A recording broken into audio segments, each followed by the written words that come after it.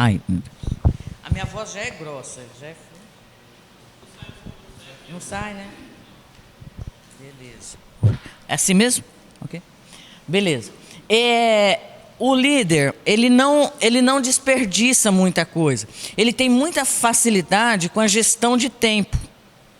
Nós temos 4 horas de aula, então por que perder tempo fazendo isso ou fazendo aquilo? Ele já calculou, ele já fez a matemática de quanto que ele vai precisar em cada um dos eventos que ele está utilizando. Não é aquela pessoa, o servo teria muita dificuldade com o tempo, porque ele acha que ele tem que ceder sempre, então ele vai deixando as coisas acontecerem, não tem muita estrutura. Para o líder, não. O líder, ele sabe, ele é muito habilidoso em calcular tudo, em gerenciar, né, esse tempo. Ele controla bem o seu tempo e faz o trabalho. Por exemplo, a gente está falando da característica do líder, mas você pode ser líder sobre você. O Exalto trabalha uma disciplina na escola que é chamada O Líder em Mim, não é, Nicole? O Líder em Mim. A disciplina chama-se assim. Por quê? Porque cada um de nós temos dentro de nós um princípio de liderança. Então, ele sabe controlar o seu tempo e sabe também distribuir o tempo durante o trabalho. Quem acorda de manhã aqui e consegue fazer uma agenda mental? Você acordou só por acordar, você acordou, tem que acordar porque o sono acabou, aí você vai levantar, vai para o banheiro, vai tomar café e vai deixar a vida me levar? Ou você tem uma condição de calcular o que você tem que fazer? Hoje é domingo, eu acordei de manhã, eu tenho curso de obreiro até 11h45, eu vou chegar em casa a tal hora, eu vou fazer isso, vou fazer aquilo, eu tenho célula, eu tenho isso e tenho aquilo. Se alguma coisa der errado, deixa bota a cabeça. Então, né? Só que se você é líder, você tem que calcular as intervenções, né? Eu tenho um plano A daquilo que eu tenho que fazer hoje, domingo, dia 18 de junho. Eu tenho a minha agenda, mas eu tenho que calcular também, o líder tem que calcular as intercorrências. Se uma das coisas acontecer algo que está fora do meu controle, como é que eu vou reorganizar, readaptar a minha agenda? Tem que reprogramar. Então, as pessoas também têm muita dificuldade em planejar o plano B. O plano A deu errado, e aí? Fica sem saber o que fazer? O líder não fica nessa encruzilhada. Ele já tem o plano B e, quiçás, um plano C. Você vem dar aula. Eu estou falando da minha eu não sou líder, mas de exercer a minha característica. Eu tenho que vir dar aula. Eu tive que trazer o meu material no meu computador, eu mandei para o computador do Exalto e eu mandei para Maria. Se nenhum desses elementos desse para usar, eu tinha trago também impresso para mim estudar e falar. Porque você tem que planejar. Se der tudo errado, a gente conta com os irmãos, os universitários aqui. Tá bom? Vem cá. Uma irmã saiu daqui para ir dar uma palestra em Cacoal. Na hora de sair, eu perguntei, cadê seu material? Falou, está no computador. Eu falei, e se a energia cair na hora? Você acha que eu devo levar impresso? Deve. Com 15 minutos da palestra dela, a energia caiu. Quando a gente faz aula de gestão, uma das coisas... Gente, eu estou falando, né? Eu sou muito velha. Então, quando eu fiz o primeiro curso de informática, a gente estava estudando programação. E na programação, ele dizia assim, eu não sei nada de programação, fiz porque eu tinha que fazer, entendeu? Não tenho essa habilidade. Mas uma coisa que ficou para mim, que eu levei para a minha vida. Você faz um programa, você pensa em todas as possibilidades. Você não faz só para dar certo. Você faz também calculando todos os possíveis erros e possíveis falhas, né? Então, você tem que ter tudo... Tá preparado para tudo isso, né? É isso que o Irani falou. Quantas vezes, né, Irani, a gente já foi pego. Pessoas que vão para a célula sem estudar, o estudo, né? Estava contando aqui antes. Quantas pessoas achavam, né, que para preparar um estudo era só orar, colocar o dedo aqui e falar, né? Estava contando aqui um exemplo daquilo que eu já vi, né?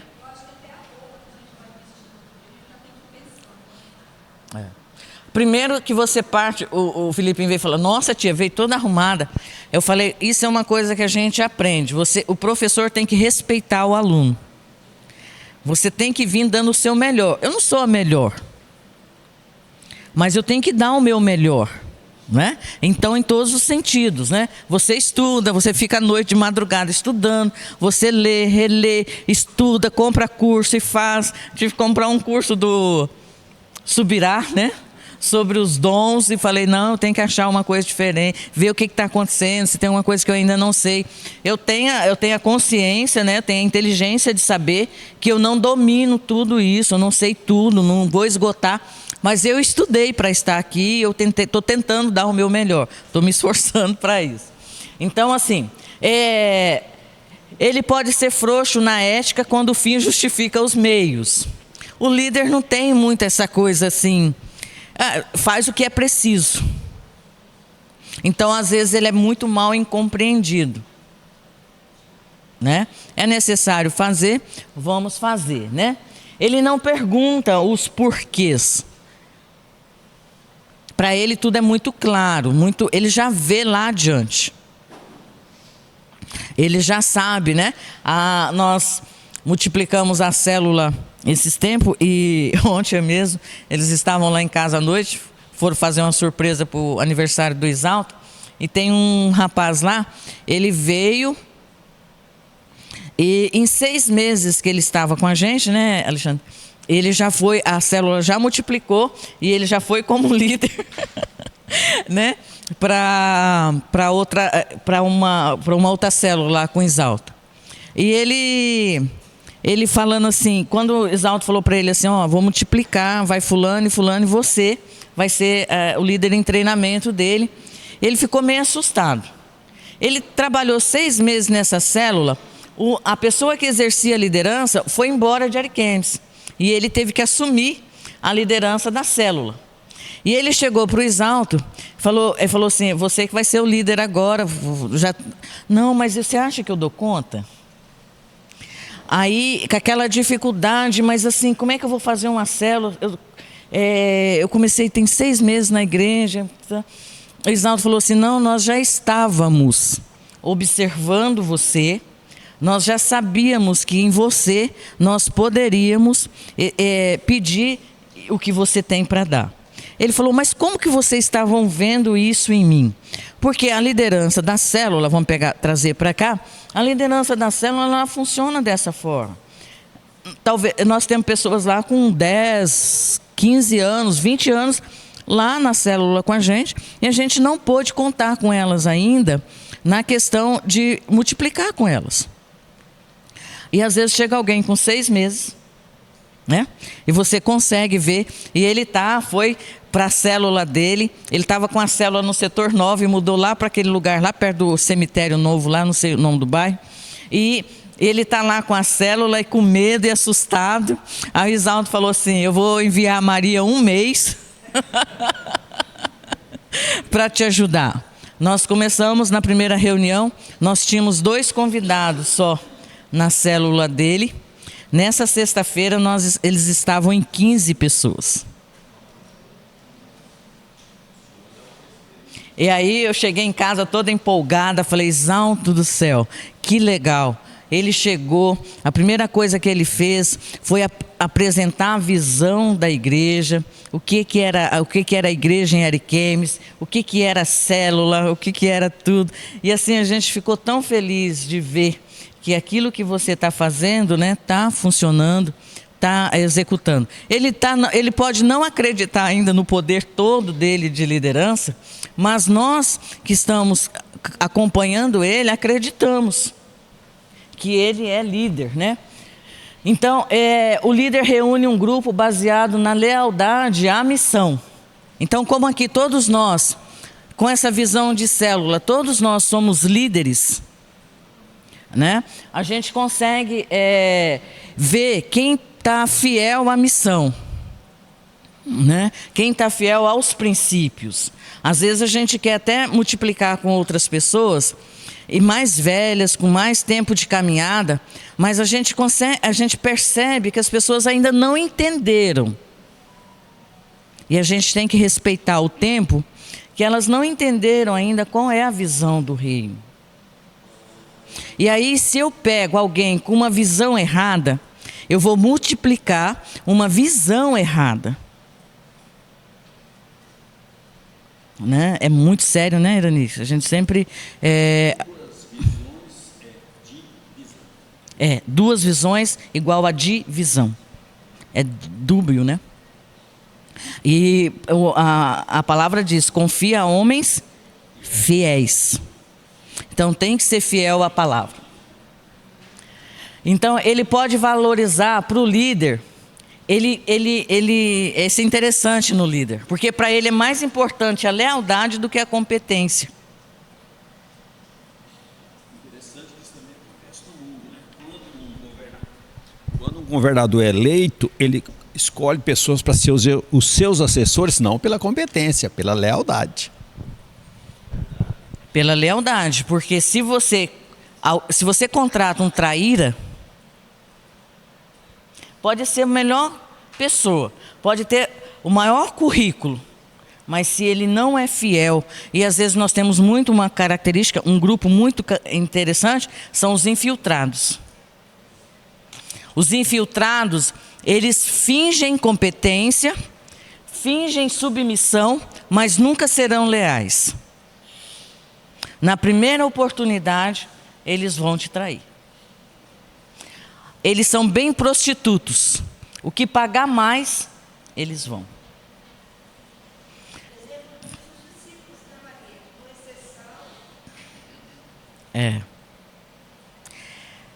O Irani, quem executa mais liderança aqui, né? Há mais tempo. Quantas vezes você já foi traído? Muitas. Muitas vezes, né? O líder tem muito essa dificuldade, né? E as pessoas, tem uma característica do líder que a gente às vezes não atenta. As pessoas, os liderados, veem o líder como uma pessoa muito forte. E acabam não atentando para as necessidades que o líder tem. Eu achei interessante esses dias, né? Como que a gente sofre como líder. Eu tenho um amigo, ele é muito meu amigo. E amigo de muito tempo, mais de 30 anos. E esses tempos ele deu uma festa, né? Eu não ligo, a coisa que eu mais gosto de estar, ou é no meu trabalho ou na minha casa. Não gosto de andar. Mas ele convidou todas aquelas pessoas que estavam ao meu derredor, mas não me convidou. Para mim, indiferente, mas ele veio justificar. Ele falou assim: Maria, sabe por que eu não te convidei para a minha festa? Porque assim, Maria, você lá, você ia estragar a minha festa. Perto de você eu sei o que eu não posso fazer. Entendeu? E isso é interessante, né? Eu sou liso, sou natural, né? Normal como qualquer outra pessoa. E lá em casa nós temos um princípio. Nós temos uma mesa. A minha mesa tem 3 metros e pouco, né? De comprimento. Algumas pessoas já sentaram nela. É a mesa da minha casa. Então, nós comungamos muito. Nós fomos liderados pelo Irani e pelo Pepinho. Então, sempre há comida, né, Irani? A gente senta, conversa, ministra a palavra, mas tem comida do lado. E numa dessas convites que a gente faz, porque hoje nós preferimos que as pessoas vão à nossa casa do que a gente ir à casa do outro, por causa do meu filho que tem necessidades especiais. Eu vou tirar ele do ambiente confortável dele. Para mim, eu prefiro que receber as pessoas. E eu recebi umas pessoas, uns casais, vários casais, acho que eram 4 casais, 4 casais e 2 pessoas solteiras, para jantar na minha casa. E eu dei o meu melhor. Eu gosto de cozinhar, eu preparei tudo, arrumei mesa, fiz comida, fiz sobremesa, fiz tudo. E as pessoas foram lá, jantaram tudo e saíram, aquela comunhão toda. Quando foi no outro dia, isso foi no sábado à noite. No domingo de manhã, no domingo na hora do almoço, todos eles foram almoçar na casa de um dos casais que estavam lá. Todos foram convidados, menos eu e o Isalto. Sério, eu achei aquilo tão... Eu falei assim, uai, e eu não sabia, eu não fui convidada, né? Mas sempre alguém entrega, né? Então, a pessoa disse assim, eles estavam na minha mesa, combinando o jantar, o almoço do domingo, mas eles não nos queriam lá. Eu fiquei muito chateada com aquilo, eu confesso. Aí eu perguntei assim, se eu tiver que perguntar, eu vou perguntar. Por que nós não fomos convidados? Ah, Maria, é porque o cardápio seria carne de porco, você não gosta. Eu falei, Você não come rúcula. Quando você vem na minha casa, eu não sirvo.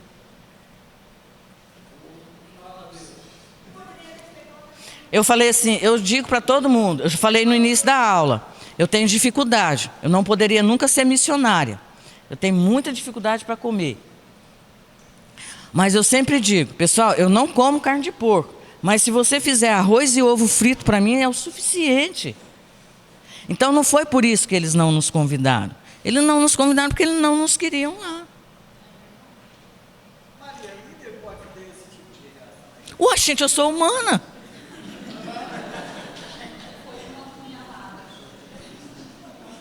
Eu falo. Não é mimimi. Ué, me feriu, Porque para me receber lá na minha casa, eu recebo quantas vezes? Ontem estavam lá também. Eu vou receber quantas vezes forem necessárias. Mas por que eu não posso ir eles não podem me receber? Não existe isso. Eles só não me querem perto de mim. Eles só não me querem perto deles. Né? Se a desculpa, eu falei para eles ainda, se vocês quisessem então convidassem o Isalto e o Jonatas, porque eles comem carne de porco. Eu deixei bem claro, porque para mim não vou ficar sofrendo sozinha não. Não é? Já disse logo. Uai, eu sou baú. Então eu estou falando isso porque para mim eu considerei como uma deslealdade. Doeu. Já sarei, por isso que eu estou falando. Senão não estava falando, não. Mas assim, eu achei desleal. Não é isso que nós ensinamos. Quando eu recebo alguém na minha casa, eu não estou fazendo só para comer. Ontem eu estava conversando com o Alexandre lá. Eu estou fazendo para ensinar, porque eu fui ensinada assim. E aquilo que eu recebi, eu estou retransmitindo. E aquilo que nós estamos... Esse rapaz de 6 meses, que já tem uma célula lá nesse bairro lá, ele já está fazendo a mesma coisa. Porque às vezes a gente pensa que o líder não pode ter esse tipo de reação, entendeu? Então, esse líder fabricado pela religião, que é esse aqui. Que ele é todo poderoso, que ele é sozinho, que ele aguenta tudo. Entendeu? Não é esse modelo que nós praticamos aqui. Teve um desses que foi consultar comigo e pediu, eu quero sigilo total, porque a minha congregação não pode saber que eu vim à consulta. Falei, por quê? Porque eles não admitem que o líder adoeça. Não é?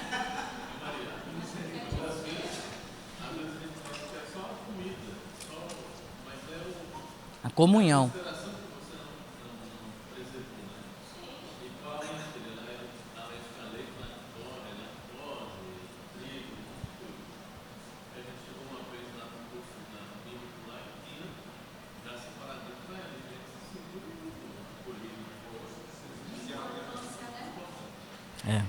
Lá em casa, quando faz o macarrão, já deixo o dela separado, porque não pode comer creme de leite. O líder é essa pessoa que ele enxerga potencial onde talvez nem a própria pessoa consiga ver nele mesmo. Ele consegue tirar proveito né, dessas situações. Ó, ele pode usar pessoas imperfeitas e tirar o melhor proveito delas, sem permitir que suas imperfeições prejudiquem o objetivo de um projeto ou um grupo. Eu vou usar esse discípulo lá de casa como exemplo. Então, eles são duas pessoas que vieram de outros relacionamentos. Ela era casada, ele era casado, se separaram e se juntaram e conheceram o Senhor. Ela chegou no meu consultório como paciente e hoje ela é nossa discípula. Ela está na nossa casa. Está na rede lá com o Exalto. E eles vieram e quando a gente apresentou, eu falei para ela assim, olha, eu acho que vou te convidar para uma célula. Eles se apaixonaram. E eles estão lá com a gente. E a gente já começou a não perder muito tempo, né? A gente já é muito objetivo, muito direto. Vocês precisam casar. Vocês precisam, se quiserem servir ao Senhor. Quando ele descobriu, eles acharam que era só ir lá no cartório e casar. Não sabia que tinha que fazer a proclamação, aqueles 30 dias, esperar, né? Atestar tudo para depois casar. Quando eles descobriram, eles falaram, e agora? A gente dorme em quarto diferente, dorme em quarto separado, porque a gente já descobriu o que significa. Então, o Exalto teve que agir. Fomos nós que estávamos com eles no dia de celebrar o casamento deles. E eles estão lá, estão na célula, estão no curso, eles começaram com os BOzinhos esses dias no relacionamento. Aí eu falei, Exalto, vamos pegar a apostila do curso de casados e vamos ministrar. A gente está com vários casais na célula, com muita dificuldade. E nós estamos nessa missão lá, pegamos 9 casais.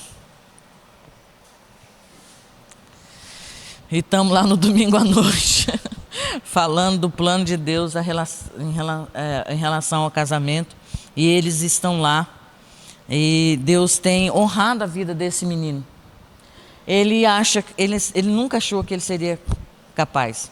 Eu sou líder de célula. Os pais dele são da Assembleia de Deus. Então vem com muitos alejumes.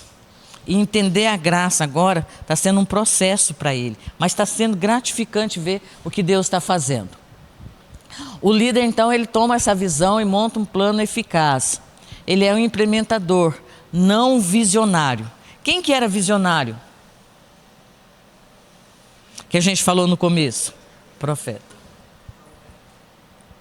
Você está vendo como precisa? Precisa do visionário, mas precisa também dessas pessoas que são mais práticas, né? Que são mais com os pés no chão, mais concreta, né? Implementam as coisas. Ele não está interessado em culpar a si mesmo ou uns aos outros. Ele quer descobrir como consertar algo que dá errado. Ele não perde tempo com autoconsideração, né? Se culpando, né? Se achando, pecou, qual que é o remédio para o pecado? Confissão. Ele não vai ficar sofrendo, remoendo, alardando, pagando penitência por causa do pecado. Ele sabe que pecado é uma consequência e que pecado só tem um conserto. Ele vai consertar e vai andar. Eu, como psicóloga, eu uso um método da inteligência emocional, Augusto Cury, né? Então, ele fala da ancoragem. A ancoragem é o seguinte, imagina um navio daquele tamanho todo, tem uma âncora. Jogou a âncora lá, ele para o navio. E nós usamos muitas âncoras na nossa vida. O líder não usa muito não, porque ele corta rapidinho. Mas as outras pessoas, o servo, as outras pessoas, eles usam muitas ancoragens. Pecou, caiu, fica parado ali. A pessoa parada é prejuízo para o reino. A pessoa que fica só remoendo pecado e não os conserta, não os confessa, mas quer ficar sentindo dó de si mesmo, ela causa um prejuízo enorme para o reino de Deus. Porque aquilo que ela poderia estar fazendo, ela não está. Porque ela está presa ali, parada. Ah, foi fulano que não olhou para mim. Ah, eu fui para lá, eu tirei uma nota baixa, nunca mais eu vou. Que vergonha. Tem muita gente que já desistiu de curso por causa de nota. Não, ancorou lá, ficou parado. Né? O líder não sofre muito com isso. Ele viu que a nota foi baixa, ele vai pegar e vai estudar e vai fazer de novo. Para ele tudo é muito prático. O líder é um construtor de impérios. Ele quer fazer algo maior do que ele e melhor do que ele é. Diferente do servo. O servo sempre está assim, eu não mereço. Ah, isso aqui. Não, o líder sabe que eu vim até aqui, eu vou levar até mais longe. Eu quero impulsionar. Ai de nós se não fossem os líderes. Né? Então, assim, ele não procura por outras pessoas para obter soluções, ele assume os seus próprios problemas e não procura ajuda. Isso acaba sendo um defeito para o líder. Né? Mas você sabe por que ele age muito assim? Porque na maioria das vezes, ele já foi, uma das maiores características dos pastores hoje, isso que o Irani estava falando, é que eles não podem mais confiar. Em quem que o líder, vamos usar líder, mas em quem que o pastor pode confiar? Quando ele assume para si todo um papel de liderança. Ele não tem com quem falar. Se ele contar uma fraqueza dele para a ovelha, ele vai matar a ovelha. Se ele contar para um outro pastor, aquele outro pastor às vezes usa aquilo contra ele. Por isso que esse modelo centrado em um só é muito mais fadado ao fracasso. Quando a gente tem uma liderança múltipla, você sabe que você tem com quem você pode contar. Você tem com quem você pode chorar. Ou até confessar, né? O líder, ele tem uma concentração sempre... Tem que ficar mais aqui, né? Na tarefa imediata. Ele é muito prático. Uma das nossas maiores dificuldades em consultório é trazer as pessoas para a praticidade, para aquilo que ela tem. E não por aquilo que ela teve ou por aquilo que ela quer ter. As pessoas sempre estão ancoradas ou lá no que ela já teve, ou naquilo que ela quer ter, mas nunca para pensar no que ela tem. Porque a única coisa que nós temos é o hoje. Qual seria a atitude de um líder para trabalhar essa característica que a pessoa não tem ainda? Qual seria uma atitude?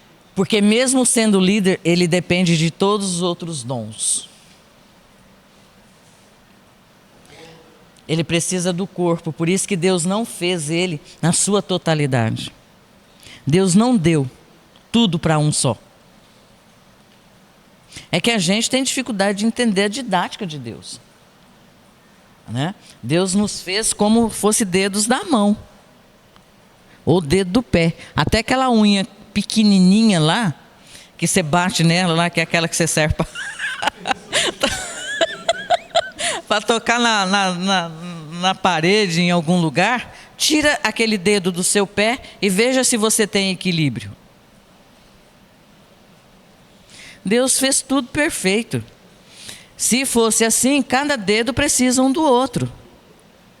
O corpo não foi feito para viver só com um dedo, ou só com 2 ou 3, mas para fazer com um conjunto. Então Deus foi muito didático com a gente. Né? Os dons são feitos numa somatória. Não. Hã? Como Irani disse, 2 divisão, né? Ele fez como um conjunto. Então, ele concentra na tarefa imediata que ele tem que fazer. Ele tem um objetivo, ele vai cumprir. Né? Ele não é distraído de uma tarefa, não consegue tirar muito o foco dele. Ele tem que cumprir, ele vai cumprir, ele vai... E às vezes o líder, ele não é muito de fazer, mas ele é de enxergar possibilidades. Eu tenho isso, eu não tenho força para fazer, como Moisés, né?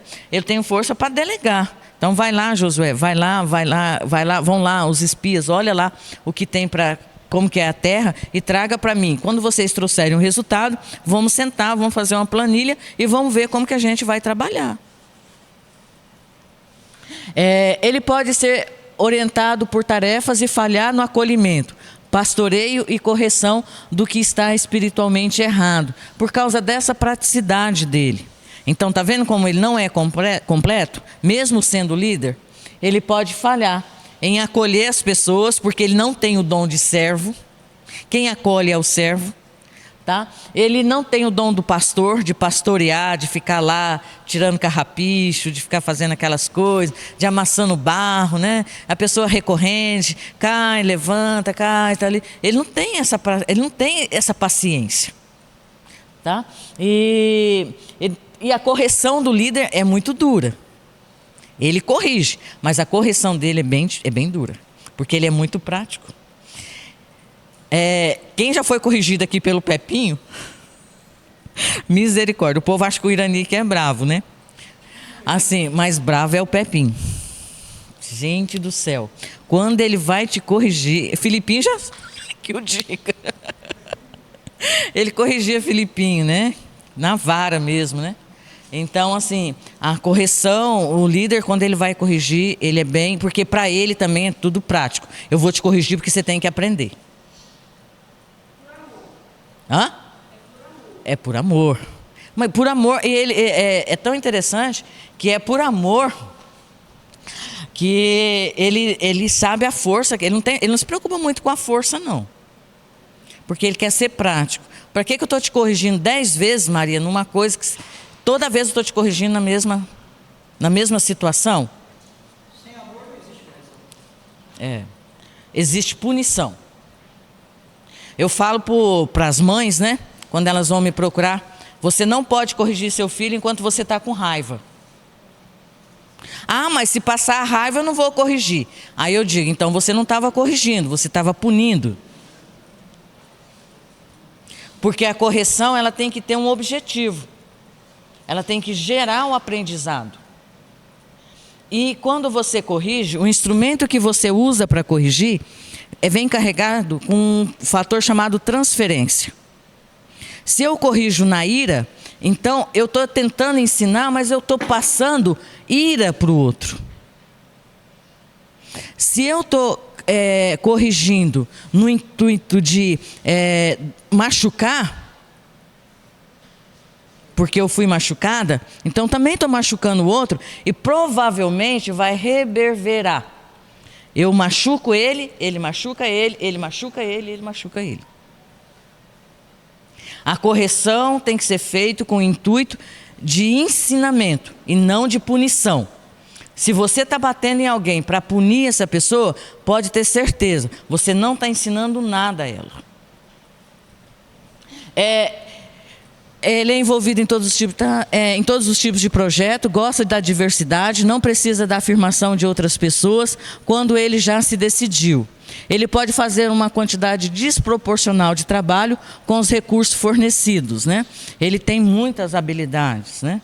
Todos nós, em qualquer lugar, tem um líder assumindo a coisa, né? Então, como eu sou professora na faculdade, há 2 anos atrás, eu chamei meu marido e falei para ele assim, o seguinte, nós somos professores.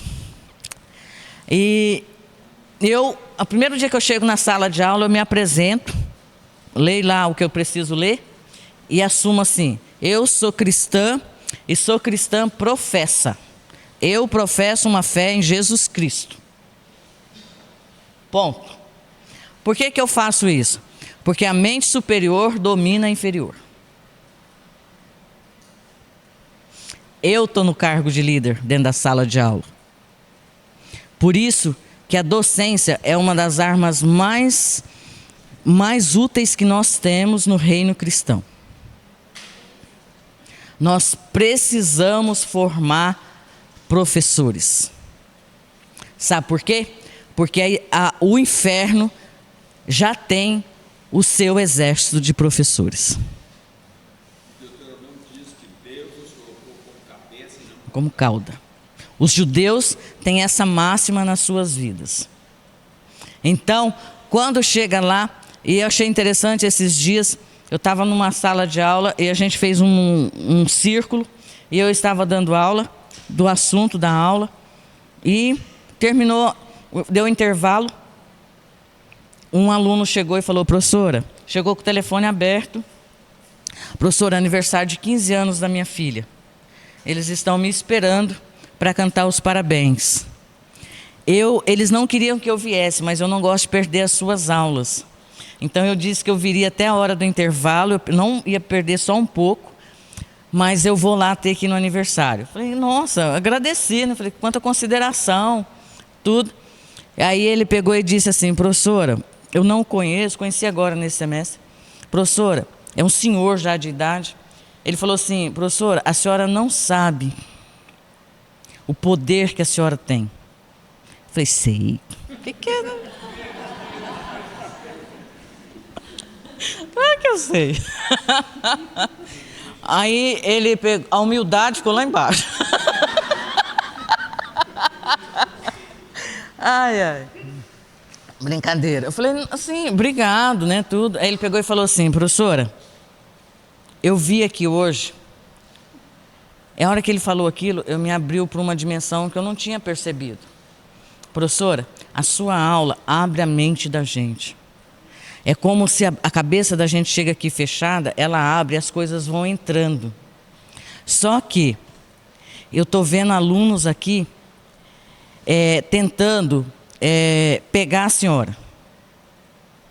Eu falei, como? Eles armam, professora, a armadilha. Eles se preparam para vir para a sua aula.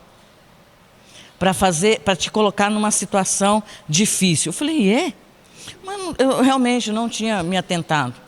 Aí ele pegou e falou assim, professor, é tão interessante que quando eles armam, um olha para o outro. Eu não sei quem é, não quero saber, não pedi para Deus me mostrar ainda. Eles olham um para o outro e eles triangulam e fazem as coisas para colocar a senhora numa situação difícil.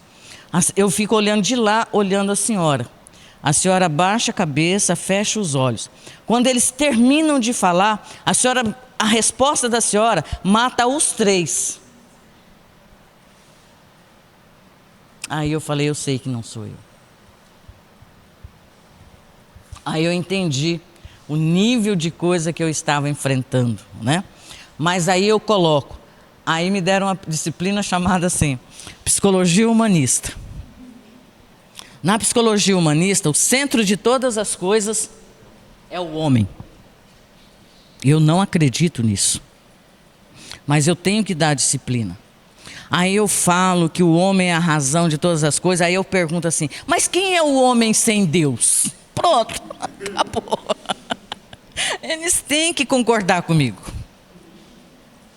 Aí um desses alunos que eu suspeito que seja o meu inquiridor, na última aula, eu dei aula na sala invertida, eles que deram a aula e eu só fiquei governando a coisa lá.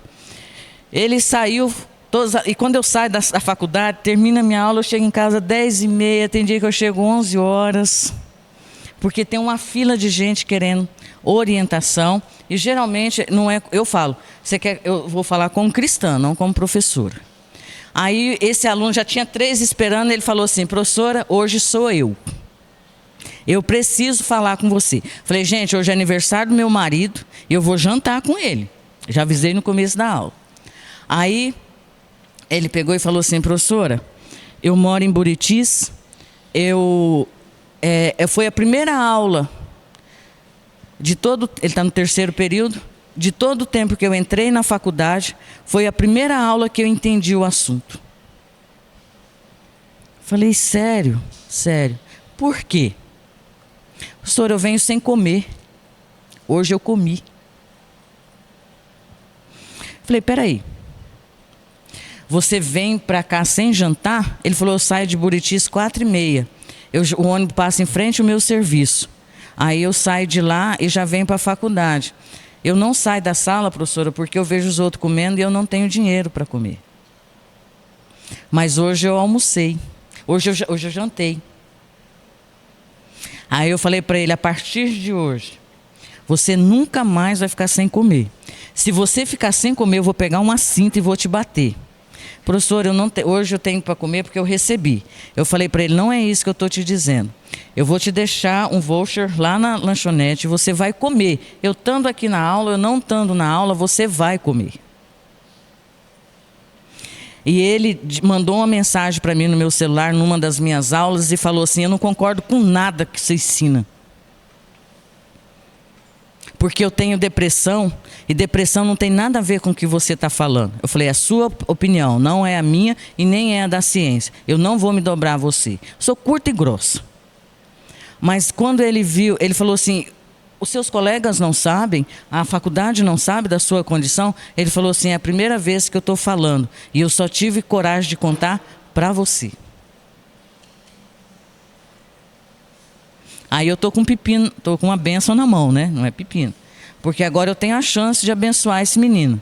Ele pode não gostar, ele se espinha comigo, mas não comigo, mas com o que tem em mim. E todo semestre eu falo para Deus, Senhor, qual que é que o Senhor vai me dar para levar para a célula? Eu tenho que levar para minha casa, né? E já tem lá os candidatos. Eu não posso nem falar, porque senão vai querer muitos, né? Hã? Hã? Não, ele mora em Buritis. Seria um. Totalmente doente. Assim. Aí eu fico vendo. A gente sempre... O Irani explicou pra gente, desde quando a gente chegou aqui na igreja, né? Eu falei para vocês que eu cheguei final de 91, que a gente usa disfarces, né? A gente está disfarçado. A gente está disfarçado de dono de faculdade, está disfarçado de médico, está disfarçado de professor, de empresário, de empregada doméstica, de vendedora de loja, de cabeleireira, de fonoaudiólogo, de dentista, de o que quer que seja. Nós estamos aqui a serviço de um reino e ele precisa usar aquilo que ele nos deu de presente, como presente para as nossas vidas. Entendeu? Então, formem professores. O Exalto hoje, ele tem uma célula no colégio, né, Nicole? Você foi, né, Felipe, na célula dele, tinha muita gente, 40 pessoas, ele tem 10 minutos para falar de Jesus e dar o lanche para as pessoas. Então, nós somos professores, nós não somos as pessoas mais bem remuneradas na cadeia social. Mas tudo que nós fazemos com um propósito. Se nós não formarmos mais professores, eu tenho vários colegas lá que estão doutrinando os alunos. E eu estou lá, porque a mente superior, a minha amiga que diz isso, né? Eu internalizei isso. A mente superior domina a inferior. Tem dificuldades por fazer as coisas em sua própria força, em vez de confiar no poder e no plano de Deus. Ele é tão forte, né? Que aí acaba tendo dificuldade de entender que ele depende de Deus, né? Então, é uma das fraquezas dele. Ele assume mais tarefas do que normalmente é possível concluir no tempo que tem. Tem dificuldade de ajustar o foco, ele está fazendo o que Deus o chamou para fazer, ou ele está apenas fazendo coisas para ficar ocupado? Então, o líder tem que passar por esse questionamento.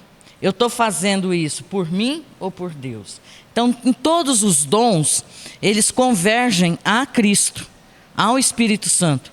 Você precisa submeter o seu dom, a sua habilidade ao poder do Espírito, para saber que talvez você está fazendo em nome de Deus, você está fazendo achando que está fazendo para Deus e talvez Deus não esteja recebendo.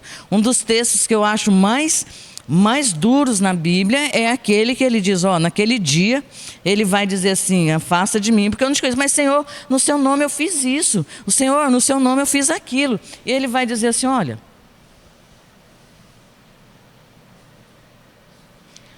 porque toda mensagem que foge de Cristo não atrai a Cristo. Todo o nosso evangelho tem que ser cristocêntrico. O maior perigo que a igreja atual está correndo é de se afastar do modelo cristocêntrico. Não é, Irani?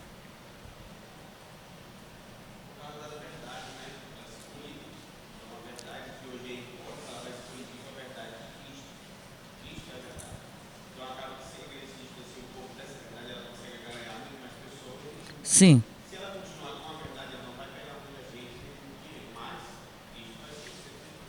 Mas uma coisa que nós aprendemos sempre é que o reino nunca foi, a maioria, né, Irani? Nunca foi o popstar. Né? A mensagem do evangelho cristocêntrica, ela afasta mais do que atrai.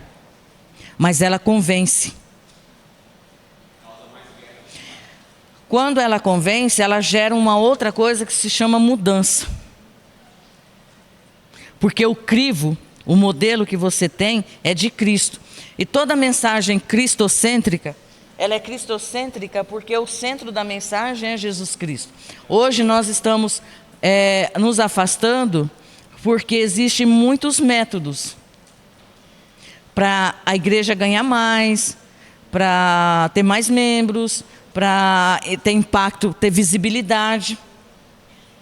Tudo isso pode ser usado, mas com muito cuidado e muita cautela, para que isso não afaste a mensagem da cruz e leve para a mensagem centrada no homem, que é o que a psicologia humanista, por exemplo, tenta fazer. Ela tenta colocar o homem no centro de todas as coisas, sendo que o centro de todas as coisas, para nós, é Cristo. É doutrinada para isso. Para te afastar do evangelho de Cristo. A medida é, qualquer coisa que diga assim para você, você tem que ser feliz, você tem que ser próspero, você tem que, porque a prosperidade vai te fazer feliz. Toda mensagem que coloca o homem como medida de todas as coisas, ela tira Jesus do papel. Então, você tem que ter muito cuidado. Por isso que a igreja se move com os dons. Porque talvez você não tenha o discernimento que aquilo que aparenta ter uma mensagem boa, uma mensagem eficaz, está te afastando do Senhor. Por isso que nós precisamos do líder e nós vamos precisar agora do mestre. Porque o mestre é totalmente versado na palavra. Cara, não adianta você falar qualquer coisa errada aqui, porque ele vai te corrigir. É rápido, né? Então, assim, tem dificuldade em ajustar o foco, está disposto a ser justificado por Deus e não pelo homem. Mas às vezes ele peca nessa área aí, porque ele sendo justificado por Deus, mas às vezes, se ele não tem o bom trato, né, um trato entre os homens, ele não tem uma boa referência entre os homens, quem perde?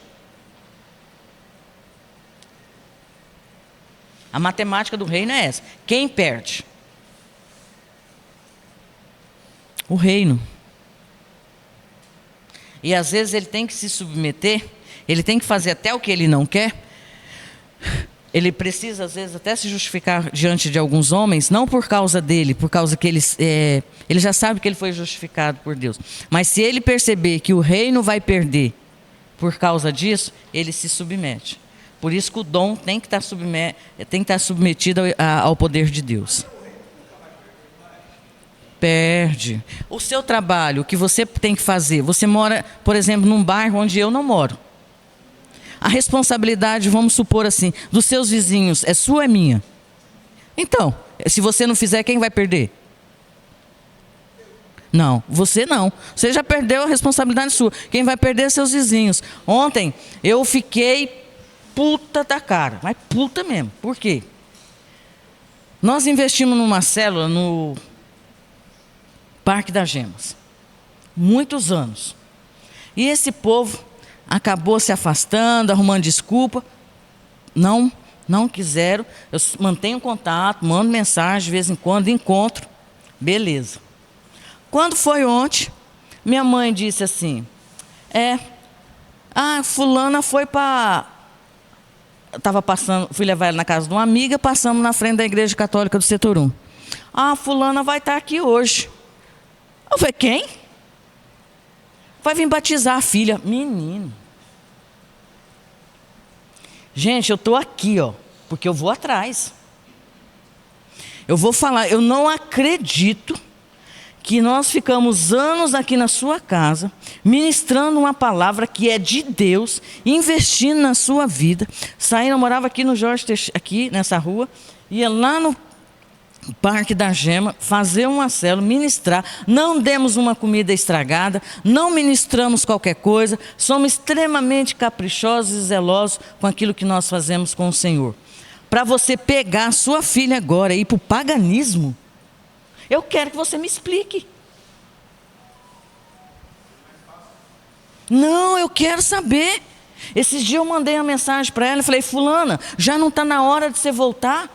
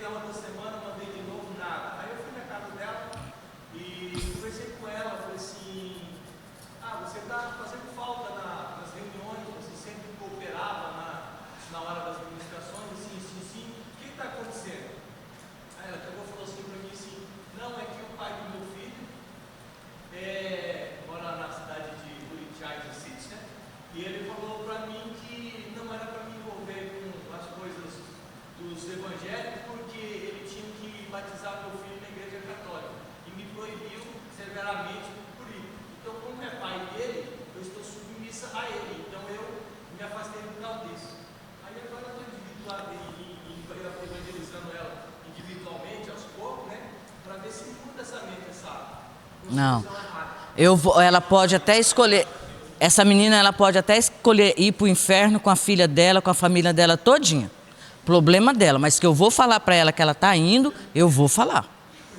O Isalto falou, você não vai se meter nisso. Eu falei, já me meti, Isalto. Já mandei uma mensagem, falei para ela que quero falar com ela. Não dá para entender. O evangelho é uma coisa muito cara. Eu não preguei uma mensagem qualquer. Eu preguei para ela o evangelho da cruz. Não, eu sei, mas eu vou atrás. Não vou. Não adianta não. O Isalto já tentou me dissuadir, não conseguiu não. Não vou. Entendeu? A fraqueza do líder. Falta de sensibilidade.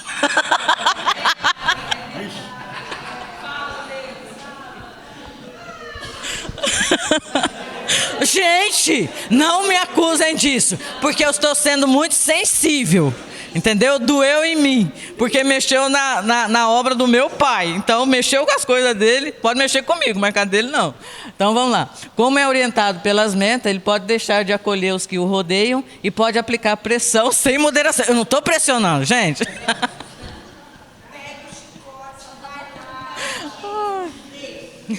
Ai.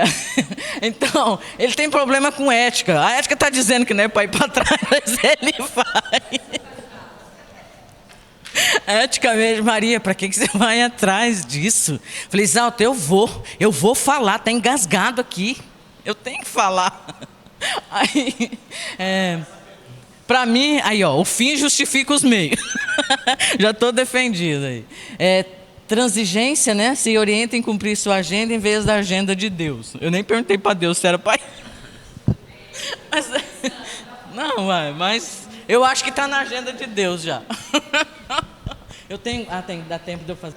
Até Deus levantar outro, irmão. Aquela pessoa já pode ter morrido e ir para o inferno. Responsabilidade sua. Não tira de você, não. Você não pode ficar ali parado ali amassando barro, não.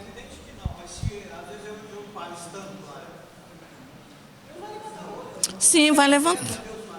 Vai levantar, cara, mas vai ser num outro tempo, num outro momento.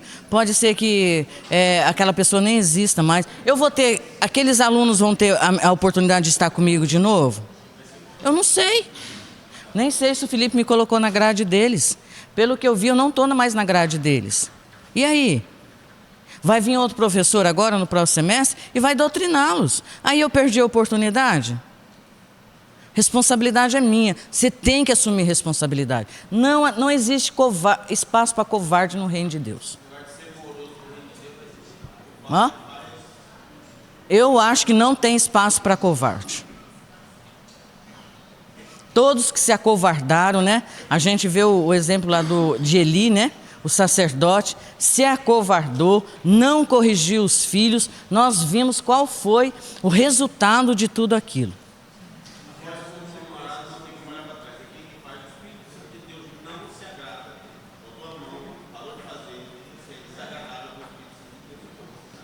Tem que fazer, gente. A desculpa até está sendo muito incisiva, mas é o que eu acredito. Estou com o Senhor eu conheci o Senhor aos 18 anos. Fiquei 1 ano lá, na religião onde eu conheci. Depois fiquei 1 ano e pouco fora. Em 91 eu vim para cá. Então tudo que eu aprendi aqui. E hoje nós temos uma condição atípica, né? Hoje o Exalto está na linha de frente. Eu só fico na retaguarda. Porque nós temos um filho com necessidades especiais. Então, por isso que eu peço, as pessoas vão para a minha casa. Raros momentos que a gente vai na casa do outro. E eu não posso, a minha mãe me ajuda muito a cuidar do meu filho, mas minha mãe tem 77 anos. Ela não tem responsabilidade sobre o meu filho. Responsabilidade do meu filho é minha e do Exalto. Então, hoje, eu fico mais como apoio do Exalto. Mas eu não deixo de trabalhar. Eu não posso assumir nada publicamente, algumas coisas assim. Se você me chamar, eu vou fazer, mas eu não vou me oferecer. É o meu combinado com Deus. Porque eu tenho que não adianta eu querer ganhar o mundo e perder meu filho. Meu filho hoje está tendo crises psicóticas. Então, na hora das crises psicóticas, ou o pai dele tem que estar com ele, ou nós dois juntos, porque é muito difícil lidar, está sendo uma etapa nova na nossa vida. Além disso, meu filho, depois dos 15 anos, ele começou a ter crises convulsivas. Então, hoje, nós dependemos de estar com ele. Então, o Exalto vai, um vai e o outro fica. Dificilmente você vê nós dois juntos. Quando a gente vai os dois juntos é porque eu peço aí para minha mãe, se ela pode nos ajudar. Então eu não peço o tempo todo. Às vezes quando eu e Exalto tem que sair para ministrar junto, nós pedimos para alguém da célula ficar lá em casa, porque lá em casa o reino funciona. Então as pessoas lá da célula sabem cuidar do Jonatas, sabem fazer o que for necessário. Porque a gente trabalha, a gente vive o reino, a gente vive em célula. Entendeu? Meu filho ele faz 21 anos, dia 9 de agosto. Então, hoje eu não tenho condições físicas, né, de ajudá-lo, porque ele não sai da cama e vai para a cadeira de roda sozinho, precisa fazer a transferência. Eu não tenho força física para fazer isso. Quando eu faço, quando é necessário, eu machuco minhas costas. Então tem toda uma série de coisas, né? Mas nós não paramos com o reino, momento algum. Chegou alguém lá, segunda-feira era o meu dia de folga, o dia nosso. Uma pessoa chegou aqui e falou assim: olha, eu quero começar uma célula. Eu queria que você e o Exalto viessem ajudar a gente a começar essa célula. Como é só mulheres, Exalto fica, eu vou. Entendeu? Então, assim, não tem desculpa. Se alguém vem apresentar desculpa para mim, é a pessoa que você não pode apresentar desculpa, é para mim. Porque nós já passamos por dificuldade financeira, a gente já passou por dificuldade de saúde, a gente já passou por dificuldades emocionais, mas nós nunca paramos com o reino. Nunca, nunca, nunca. A nossa casa nunca teve a porta fechada para o reino. No dia que nós casamos dia 21 de dezembro, numa sexta-feira. Fui para o Hotel Fazenda no sábado, voltei no domingo à noite. Quando foi na segunda-feira de manhã cedo, sabe com o que eu acordei? Com as meninas derrubando o portão. Eu cuidava da célula com a Sâmia, a Juliana, a Mariana, a Vivi, a Amanda, a Débora, aquelas meninas todinhas, do tamanho da Nicole, assim, pequena. Tudo, abre o portão, abre o portão. Elas já vieram com saco de pão, com bolo, com queijo, com tudo. Nós viemos tomar café. Eu não sabia nem onde eu estava, gente. Não sabia nem. Nós tínhamos feito compra no domingo à noite, estava na sacola no chão. E elas já chegaram a assumir assim a minha cozinha. E eu lembro que eu encostei assim na parede. A hora que eu encostei na parede e eu vi que eu não tinha mais domínio sobre minha cozinha, Deus disse para mim assim: essa casa não é sua, ela é minha. Nada aqui é seu. Então, Alexandre frequenta a minha casa. Pode abrir a geladeira na minha casa, Alexandre? Pode abrir geladeira, pode fazer comida, pode lavar louça, pode limpar a casa, pode fazer o que quiser. Nada lá é meu. Nós não temos nenhuma restrição. Chegou lá, vai ser aceito. Chegou lá, Pepinho ensinou a gente a comer dentro de uma panela com virado. Você chegou na minha casa, se não tiver um virado, eu vou fazer um macarrão para você, porque na casa de pastor não pode faltar macarrão e sardinha. E ovo. Então chegou, você faz um macarrão, é a comida mais rápida que tem para fazer. Entendeu? Você faz um macarrão. Estava falando com o Alexandre ontem. Alexandre, do tempo que Deus tem, nós estamos aqui em célula, não sei se foi para Alexandre ou foi para a Miriam. Toda vez eu faço comida. Nunca ninguém passou mal com aquilo que a gente oferece. Porque até servir uma comida é espiritual. Então não tem desculpa para quem não quer ter uma célula, não existe desculpa para quem não quer atuar no reino. O mestre é o cara, gente. Ele é fantástico, né? Ele não acredita em qualquer coisa. Não adianta você tentar convencer o mestre com uma coisa que não seja de fato verdade. Não adianta fazer firula, enfeitar para dizer assim, é isso. Não. Ele precisa validar a verdade por si mesmo, né? Isso é o centro de quem ele é. Ele ama o conhecimento. Então não adianta, né?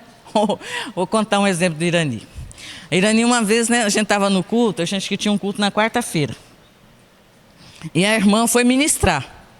E a irmã chegou lá, era pouca gente no começo.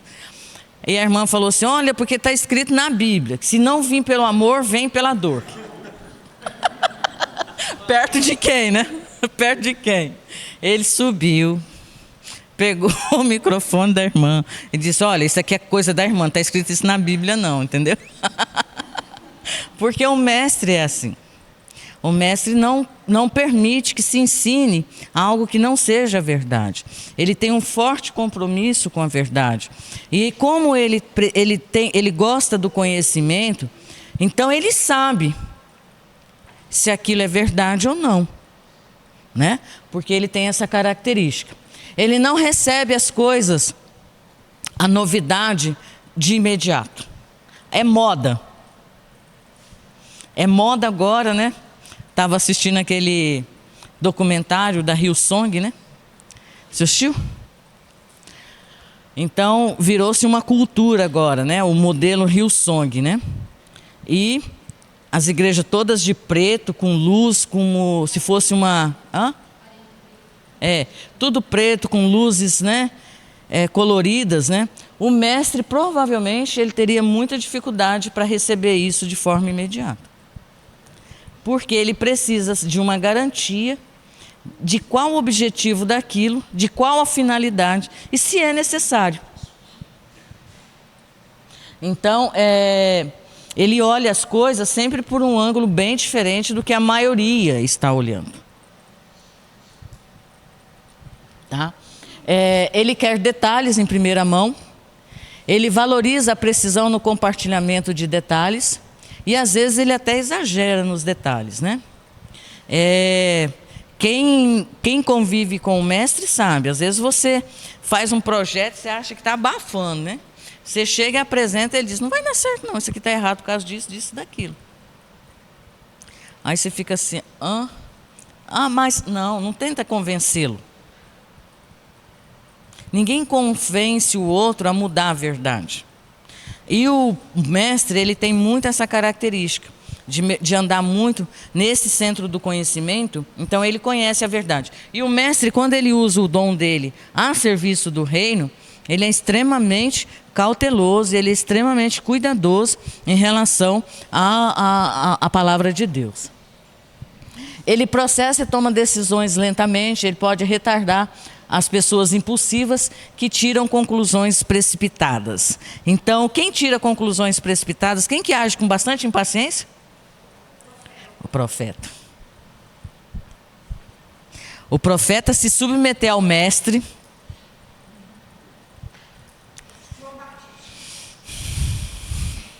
Jesus já foi dito para ele assim, pediu uma resposta, não deu outra.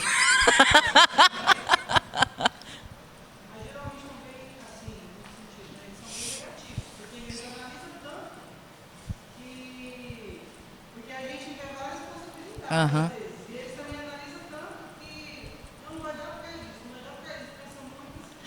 Então, mas aí o mestre também, ele não é o pastor. Ele é uma das pessoas que você vai. Nenhum dos dons detém a verdade. Por isso que a Bíblia diz que a sabedoria está na multidão de conselheiros. Nunca disse que estava na mão de um. Por isso que a igreja move com os dons, e não no dom, né? A gente vê muitas organizações movidas no dom, né? No dom de uma pessoa. Se aquela pessoa falhar, coitada, se ela perder o dom, né? Aí desanda tudo. É uma pessoa muito segura emocionalmente, e às vezes o seu dom é confundido com o dom do misericordioso. A diferença é que o mestre tende a ser guiado por sua cabeça e o misericordioso pelo coração. Ou seja, razão e emoção. O mestre ele é guiado pela razão. E no reino de Deus nem tudo é racional. Nós precisamos viver com os emotivos. Senão a gente mata todo mundo. Lá em casa é assim, o Isaldo quer mandar embora, eu dou uma segurada. Entendeu? Porque senão ele manda todo mundo embora. Um dia ele fez uma reunião de célula e pegou todos os líderes e falou assim, agora cada um vai para a sua casa, vai cuidar da sua célula, não quero mais ninguém aqui. Fez desse jeito, literalmente. Só voltou um, os outros morreram todos. Porque para ele tudo é muito prático. Já recebeu, já foi ensinado, por que não vai fazer? Né?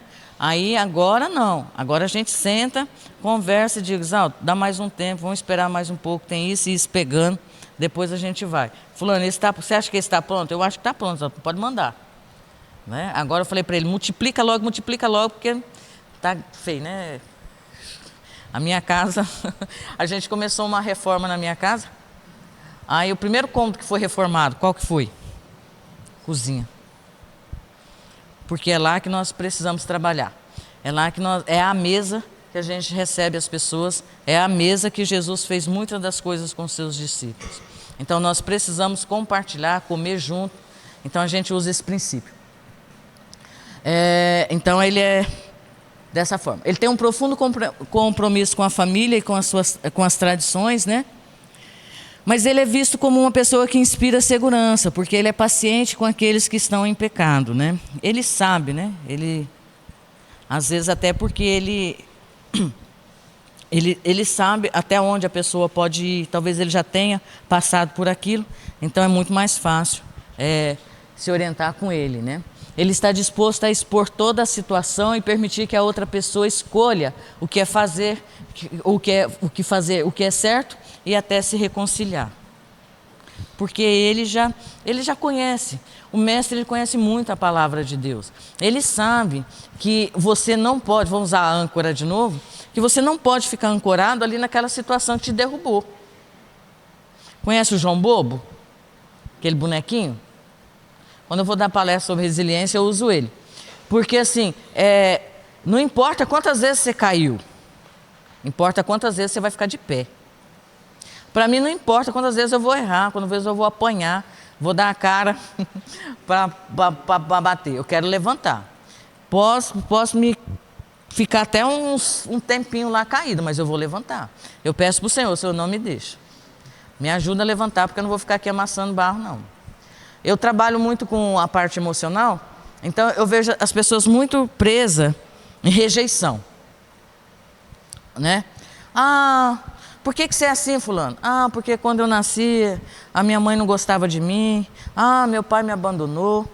Cara, o dia que eu encontrei o texto de Isaías, eu vi que eu não tinha nenhuma necessidade de fazer isso. Porque o importante era eu chegar aqui. Eu cheguei. Eu sou gêmea. Entendeu? Meu irmão nasceu 2 minutos antes de mim. Ele usa primogenitura até hoje. Eu sou o mais velho. Eu sou o primogênito. Porque lá em casa nós somos em 5, então os mais novos têm que obedecer os mais velhos, que mais sofre, coitado. Ele fala, eu não mando em ninguém, porque eu sou o caçula. Eu falo, manda os seus filhos. Então, assim, durante muito tempo, eu tive um fato estranho, né? Que eu fiquei sabendo, não tenho recordação disso. Mas a minha família dizia assim, que na hora que a minha mãe teve uma gravidez muito difícil, então quando eu nasci, ela teve parto normal. Então, a hora que ela nasceu, ela disse que aliviou. Nasci, acabou meus problemas. Aí o médico pegou e disse para ela assim, tem mais um. Então, eu ouvi que eu era mais uma a vida toda. Então, nunca tinha espaço para mim. Eu sempre achava que eu não tinha... Eu vim de intrometida. Chegava num lugar, ficava nos cantos, ficava assim, esperava alguém me escolher. Nunca partia de mim. Vivi uma frase melancólica da minha vida há muito tempo. O dia que eu encontrei o texto de Isaías e o Salmo 139, eu entendi.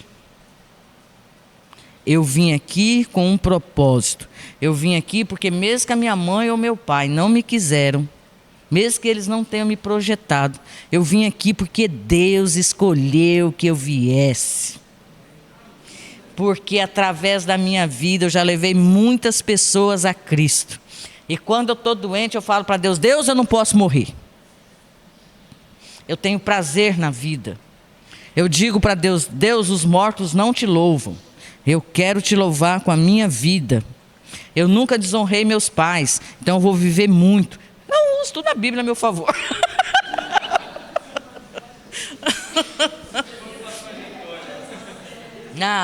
Não vem com essa de ficar com sentimento de autopiedade para mim, porque não tem não. Eu sou Isaías 42? 40, 42, não lembro. Antes que a sua mãe criasse, eu vou achar, irmã. Eu não decoro nada. Eu acho que é 41 ou 42. Entre o 40 e 42, lê os 3. Você vai achar. É visto como uma pessoa... 49? Olha, chegando até os 50 ia dar. Então vamos lá. Ele resiste ao uso de histórias e ilustrações pessoais ao falar ou pregar. Prefere lidar com a doutrina pura de maneira teológica, ama grego e hebraico. Alguém conhece alguém assim? Não. Tende a não querer iniciar um processo até que ele possa ver o final do processo, né? Então ele não é dado por ilusões. Tem 20 minutos aí.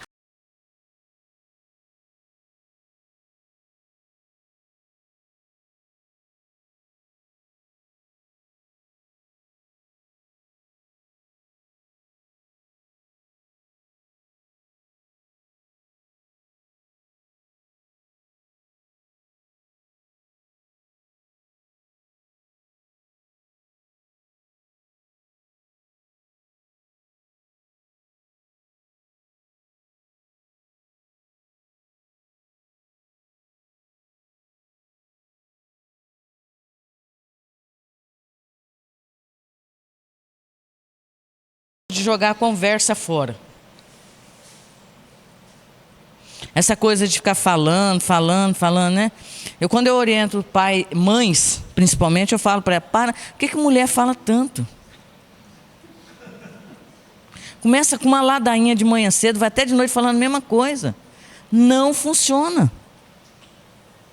Me diga que funcionou. alguma das mães aqui? A mesma coisa. O filho fez? Não. Não faz. Porque o muito falar é burrice. A Bíblia já diz. Se você escolher as suas palavras com sabedoria, com firmeza, com convicção, elas valem muito mais do que aquela ladainha que você fala o dia todo. Um filho, por exemplo, sabe quando a mãe vai estar falando sério ou quando ela está falando um não permissivo. Menino, não faz isso. Esse não assim, para dentro, ele sabe que é uma permissão. Quando ele fala assim, posso ir na casa de fulano? Ela fala, não. Só foi aquele não. Ah, mas você vai fazer lá o quê? Ele já sabe que ele pode ir. É, Nicole? Aí. Falando com adolescente, eu trabalho com adolescente. Eu amo trabalhar com adolescente, porque pensa num povo prático, é adolescente. Eles tentam te enrolar, né? Te convencer do contrário, mas você vai no dom do mestre ali, incisivo, pronto, acabou. Né? Então, assim, ele não tem muita lorota, não. Ele vê as coisas de todos os ângulos, por isso que é difícil, Keila. Porque ele vai analisar por todos os ângulos. Pode ser, nem todos os mestres são mais calados. A gente pode ter mestre com muito oral, muito de falar. Ele pode pensar alto. Ele pode, nesse pensar alto, ele pode analisar as coisas por todos os ângulos e até verbalizar. Mas geralmente ele não é assim. Ele tem uma facilidade para resumir tudo e já te apresentar uma proposta. Mas ele vai te dar caminhos, ele vai te dar opções. Se você for por esse caminho, você vai chegar aqui. Se você for por esse, você for por esse. Como a gente tem um tempinho, como eu estou aqui há muito tempo, minhas histórias daqui, gente. Nós éramos em 3 jovens, né, solteiras, e eu queria fazer direito. O meu pai, quando eu nasci, ele falou assim, você vai ser advogada. Meu pai profetizou algo para cada um dos filhos, mesmo na ignorância dele. E meu pai falou que eu ia ser advogada. Então, filho, é muito mais fácil a gente ir na aba dos pais do que a gente escolher por a gente mesmo. E Ariquemes não tinha faculdade de Direito, tinha na UBRA, em Ji-Paraná. E nós fomos fazer o vestibular na UBRA, em Ji-Paraná, e eu passei. Fui convocada para fazer. E nós estávamos chegando um dia na escola bíblica, nós 3, encontramos Kirani. Aí falamos da coisa lá, aí fizeram o vestibular, fez isso aqui, isso aqui. E se passar? Se passar, eu vou embora, ele perguntou. Falei, não, eu vou embora. Já fui lá, já arrumei um serviço, já fiz tudo. Ele falou assim, Maria, você perguntou para Deus? Eu falei para Deus. Eu não perguntei, eu falei para Deus. Então, você está tranquila? Estou tranquilo, beleza. Teve a escola bíblica, na época era todo mundo junto. Terminou a escola bíblica, eu lembro que ele me chamou à frente, né? E pediu para os irmãos orarem por uma decisão que eu havia tomado. E se que Deus me falasse, aquela decisão era a decisão mesmo de Deus, ou coisa assim. Beleza, eu fiquei mais em paz ainda. Falei, agora eu já vou embora mesmo, né? Para o Paraná. Quando eu cheguei em casa, eu fui ler o texto de Hebreus. E quando eu li Hebreus 13, ai meu Deus, eu não sei endereço, gente. Pensa. Ele diz assim, eu li o texto, mas esse versículo, quando uma palavra é revelada, parece que ela salta, né? Obedecei aos vossos guias, orai por eles, alguma coisa assim, porque eles velam pelas suas almas e para que eles não façam isso com tristeza, mas venham fazer com alegria. Na hora, meu entendimento veio. Eu falei assim, por que eu estou indo? Chegar lá, onde que eu vou congregar? Eu não tinha pensado nisso, né? Eu ia para qualquer lugar, não ia me afastar do Senhor. Mas será que eu seria útil? Será que o Senhor precisava de mim aqui? Então eu entendi aquilo como uma direção de Deus. Minha família ia toda mudar para Ji-Paraná, já tinha alugado um ponto lá para montar um comércio, já tinha alugado casa, já tinha tudo misturado. Eu vim e falei com ele. Falei, Irani, depois daquilo aconteceu isso, isso, isso. E agora? Minha família toda vai, e agora o que eu faço? Ele falou assim, manda eles ir e fica.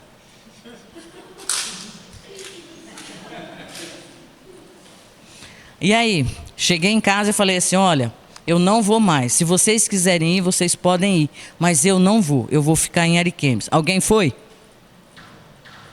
Ninguém foi. Então, a gente precisa da ajuda de todos eles, né? Às vezes estão enxergando o que nós não vemos. Então, ele tende a ter uma dificuldade, né? Que é confrontar o que está errado. E às vezes ele pode ser tolerante com o pecado. Ele prefere as formas antigas, estabelecidas e validadas, né? Então, por isso que ele preserva muito a história. E por isso que nós precisamos do mestre, porque ele detém, né, o conhecimento até mais aguçado do que o nosso próprio em relação à palavra de Deus. Ele procura mais validação, procura mais credenciais para atestar a sua competência. Ele tende a alimentar mais a mente do que o espírito, né? Porque ele precisa de muito conhecimento. Ele pode se perceber a sequidão à medida que ele expõe a verdade com detalhes complexos, né? Nossa, vocês já viram a Guta da aula? Já tiveram aula com a Guta? Gente, o que é aquilo? A mulher pega eu não sei desenhar uma bola. A mulher pega um negócio aqui e começa a falar do mapa e vai desenhando, e vai desenhando, e vai desenhando. E quando você vê, gente do céu, está tudo ali. Ela consegue tirar daqui e colocar ali, né? Com uma exatidão, com uma categoria, né? Então, chega a ser complexo, né? Você conversar com o mestre. Esses dias a Gilza mandou um recado para o Isalto, né? Isalto, a primeira vez que você fez uma ministração que foi fácil de entender. Porque ele usa termos complexos, né? O Wagner, quando vai fazer os slides, o Isalto que faz os slides dele, né? E aí o Isalto colocou uma citação lá. Aí ele leu a citação, mas ele nem sabia. Aí ele fala assim pro Isalto, Isalto, pelo amor de Deus, se você colocar um negócio desse no slide, o povo sabe que não fui eu. Porque é muito complexo. E ele vive com tal de plântulo até hoje lá, que o Isalto colocou isso no slide dele, e ele não sabia. Porque eles têm essa facilidade, né? Então ele não está disposto a impor responsabilidade aos outros, né? Ele acha que responsabilidade é algo natural da pessoa. Você não precisa exigir que o outro seja responsável, né? Acha difícil obrigar alguém a fazer o que é certo. Se é certo, por que eu preciso obrigar? A pessoa já devia saber por si só, né? Sua tendência natural é explicar, raciocinar e expor a verdade, esperando que a outra pessoa entenda que ele está falando é o certo, capte aquilo e haja segundo aquilo que está falando. É a verdade, por que vai ter variação, né? Não é facilmente desviado da verdade e pode manter os dons mais impulsivos sob o controle. Tá vendo que eu estou falando de âncora? Eu já estava lá, né? Ele serve como uma âncora, porque quando você está na dúvida, né, como qualquer outras coisas, e você deve buscar na multidão de conselheiros sabedoria, porque há sabedoria, ele funciona como uma âncora. O que ele fala fica parado ali, você pode até tentar mover. Mas se você for analisar pelo crivo da palavra, você vai ver que ele está certo, porque ele sabe muito a respeito da palavra. Ele quer verificar a verdade, né, com sua sabedoria natural. E por isso ele pode cair num erro de se tornar vaidoso, né? De se tornar com orgulho intelectual. De se tornar vaidoso porque ele sabe muito mesmo, né?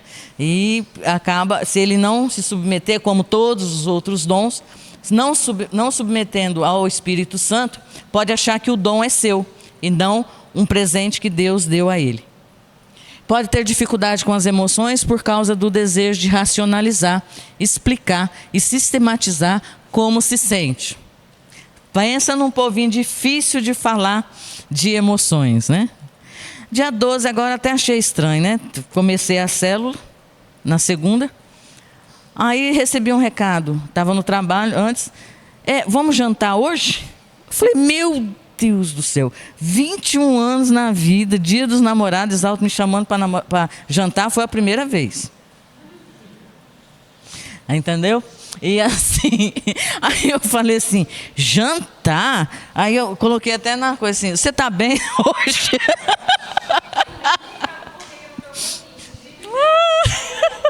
Tem que aproveitar.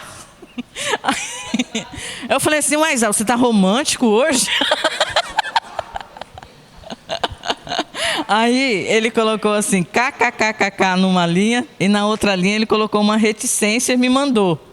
Por que da reticência? Porque quando eu namorava com ele, eu mandei um cartão para ele. Uma vez mandei uma frase e coloquei uma reticência, né? Que era para ele interpretar o que estava dizendo lá, né? E ele não sabia o que era aquela reticência, não. E os meninos tiram sarro dele até hoje, coitado. Fala dos 3 pontinhos para ele, Alexandre. Aí quando foi a semana, ele se vingou. 21 anos depois, ele se vingou, né? Aí ele colocou lá kkk e depois mandou os 3 pontinhos, né? Eu falei, Exalto, onde é que nós vamos jantar? Não, é porque nós precisamos evangelizar aquele casal lá tal, então eles chamaram a gente para jantar, nós vamos ter que jantar com eles. Hã? Então, a gente nem vem, porque ele não vem nessas coisas. Entendeu? Ele é todo chucro. E aí, coitado do meu marido. Aí ele falou, eu falei assim, Exalto, por isso que eu achei estranho. Quando eu falei, Exalto, você me chamando para jantar, você está romântico. Não, aquele casal lá que a gente está evangelizando, tá com os BOs lá, vamos chamar, já chamou a gente para jantar, nós vamos jantar junto com eles, porque nós precisamos. Então, tudo tem que ser prático. Tem que ser prático. Já foi logo, eu falei, por isso que eu estranhei. Ele não é, a coisa dele é racional. Não existe essa coisa de emoção, não. Ele depende fortemente do conhecimento, pensa que o conhecimento é o caminho interior. E se tem conhecimento, tem intimidade. Então ele pensa que quanto mais ele sabe sobre Deus, mais perto de Deus ele está. Pode não ser. Tá? Conhecer de Deus não significa ter intimidade com Deus. As fraquezas dele, né? A passividade. Porque ele espera, né? Então ele se recusa a impor responsabilidade aos outros. Pode ser flexível com o pecado e muito paciente com pessoas que estão fazendo coisas erradas. Ele luta com questões de pontualidade e responsabilidade em área específica, né? Então ele procrastina em coisas práticas, né? Ele sempre espera para fazer. Eu estou usando meu marido, gente, é porque é com quem eu vivo, né? Então fica mais fácil eu contextualizar. Ele quer viver por vista, não por fé. Ele quer saber o final de um processo antes de começar, né? Então, lá em casa mesmo eu vejo que ele precisa, ele entende que ele precisa muito de Deus. Ele precisa muito de oração. E o Exalto, ele usa muito, como eu acho que ele tem esse dom, a gente fez o teste, deu dele desse, ele precisa muito que Deus fale com ele. Porque conhecimento ele tem muito. Mas ele precisa que Deus revele a palavra para ele. Por isso ele é uma pessoa de muita leitura. Você vai ver ele o tempo todo estudando, né? Porque depende de Deus. Intimidade e oração pode ser uma grande batalha para o mestre, né? Ele tende a buscar um sistema doutrinário em vez de intimidade com o seu pai. Porque ele é lidado já por um conjunto de regras, né? Então esse é o mestre. Eu espero que tenha passado a contento para vocês alguma coisa, mas eu vou encaminhar lá os slides. E assim, está sendo um prazer conviver com vocês, falar com vocês a respeito de tudo isso. Na semana que vem nós vamos falar dos dons de governo, né? Por que Deus também instituiu alguns, a casa do Senhor precisa ser governada, então Ele deu alguns dons específicos para isso. Vai ter um teste, vai, tá? A gente vai fazer o teste na próxima aula, porque a gente só tem mais o outro encontro. E nós estamos falando dos dons redentivos, dos de DNA. Aí nós vamos falar dos dons de governo e dos dons de poder, porque eles são mais rápidos, são uma lista mais curta. Tá bom? Aí a gente faz no primeiro momento e no segundo momento a gente faz o teste. Eu gostaria, vai ter que ter uma avaliação. Eu não gosto desse termo avaliação, porque eu acho que a avaliação não é para o aluno, é para o professor. Então eu gostaria que vocês listassem para mim, fizessem lá, né? Por isso que eu não projetei, que vocês anotassem quais os dons em 1 Coríntios, quais os dons de Romanos e quais os dons de Efésio. Pode ser que eu pergunte para vocês na sondagem lá a respeito do conhecimento. E às vezes a gente aprende muito mais fazendo do que só ouvindo, né? Vocês ouviram agora, mas vocês vão ter a oportunidade de exercitar tudo isso. Amém? Então, muito obrigado pela companhia de vocês. Que tenham uma... É semana que vem, na próxima aula, tá? Até a próxima aula. Se Deus